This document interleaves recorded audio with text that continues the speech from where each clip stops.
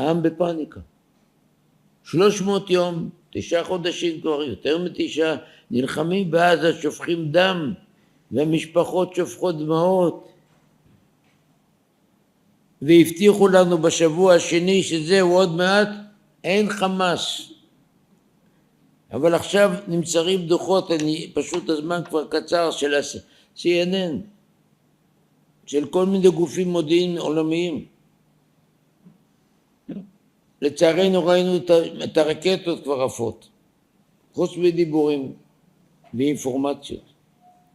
החמאס חי וקיים, חי ובועט, חי והורג. וכל העולם שואל, אז זאת נעמי?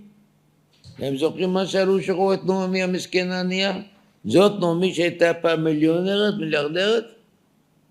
זה הצהל הזה המפורסם? שכל העולם פחד ממנו?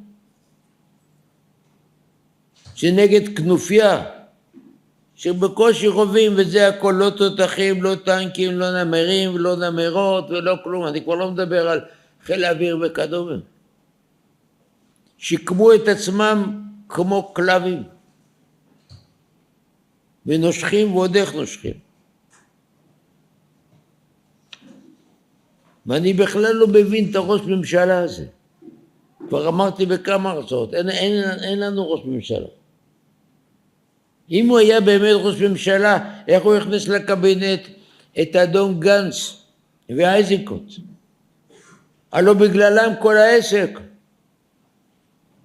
אני לא מבין איך האזרחים לא הולכים להפגין מול אהוד ברק.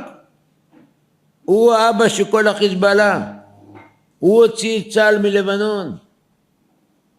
ברחו, השאירו אמל"ח.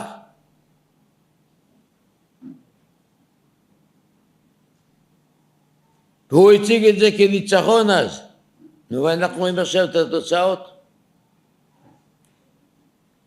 הלוחם הגדול אריק שרון ריקן את כל היישובים בעזה. והוא ריקן את כל הלבנון. זה לא סתם שהחיזבאללה נמצא כאן. עד אז הם היו בקושי כמה כאלה מסכנים. והגנץ, אתה מכניס אותו לקבינט המלחמה אדון ביבי? בתקופת כהונתו כרמטכ"ל וכשר ביטחון הוא סגר 6 אוגדות. היום אין צבא, אין חיילים. אנשים יושבים כבר 7 חודש במילואים. ואין צבא להשאיר, כבשת את עזה, אתה צריך להשאיר צבא.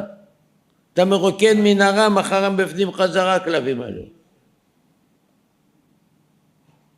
הוא אמר אין כסף. מתי שהוא היה רמטכ"ל ושר ביטחון. אז הוא סגר 6 אוגדות. במקביל הוא נאבק להגדיל את הפנסיות של בכירי צה"ל שפרשו, כי הוא כבר עמד לפרוש, הכין לעצמו את השטיח.